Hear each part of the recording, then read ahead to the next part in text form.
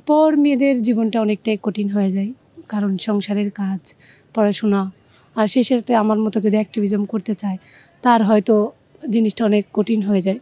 কিন্তু যখন পাশের মানুষটা সাপোর্টিভ হবে, পাশের মানুষটা সহযোগিতা করে আর কি কাজে, তখন বিষয়টা অনেক সহজ হয়ে যায়। আমি বলবো আমি বিয়ের আগে তেমন একটা এই ধরনের কাজে অ্যাক্টিভিজম বা পলিটিক্যাল কাজেই এঙ্গেজড ছিলাম না। কলেজ, স্কুল, স্কাউট করেছি, বিএনসিসির সাথে রিলেটেড ছিলাম।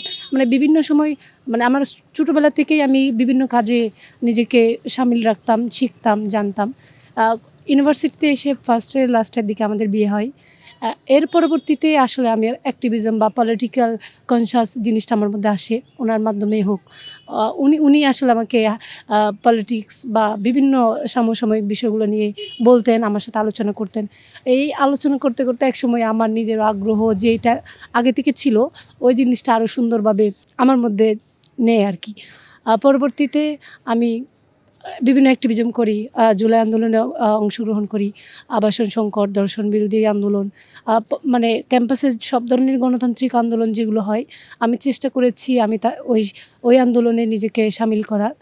পরবর্তীতে যখন ডাকসু আসে তখন মনে হলো ডাকসু ঢাকা বিশ্ববিদ্যালয়ের একটা অন্যতম প্ল্যাটফর্ম যেটা থেকে স্টুডেন্টরা তাদের অধিকারগুলো আদায় করে নিতে পারে। যেহেতু আমি স্টুডেন্টদের অধিকার নিয়ে কাজ করতাম, ও স্টুডেন্টদের সমস্যাগুলো সমাধান করাই আমার লক্ষ্য ছিল, তখন মনে করলাম যে ডাকসুটা আমার করা উচিত। সেই সাথে আমার তার তো সাহায্য ছিলই আগে থেকে। তিনি মূলত আমাকে ইন্সপায়ার্ড করতো যে তুমি কাজ করো, কাজ করলে তোমার সময়টাও কাজে আসবে এবং তোমার নিজের মানসিকভাবে শান্তি পাবা। আসলে আমি দেখেছি যখন আমি কাজ করতাম, একটা মানুষকে হেল্প করতে পারতাম, তখনই আমার ভালো লাগতো। মানে এখানে আমার পার্সোনাল কোনো গেইন না হলো, পার্সোনাল কোনো লাভ না হলো, দেখতাম যে একটা মানুষ যখন আমার মাধ্যমে খুশি হয়, একটা মানুষকে সাহায্য করতে পারি, আমার সময় এবং আমার যে পরিশ্রম এটা মনে হইতে সফল হয়েছে। সে জায়গা থেকে ডাকসুতে অংশগ্রহণ করেছি, শিক্ষার্থীরা আমাকে বেছে নিয়েছেন।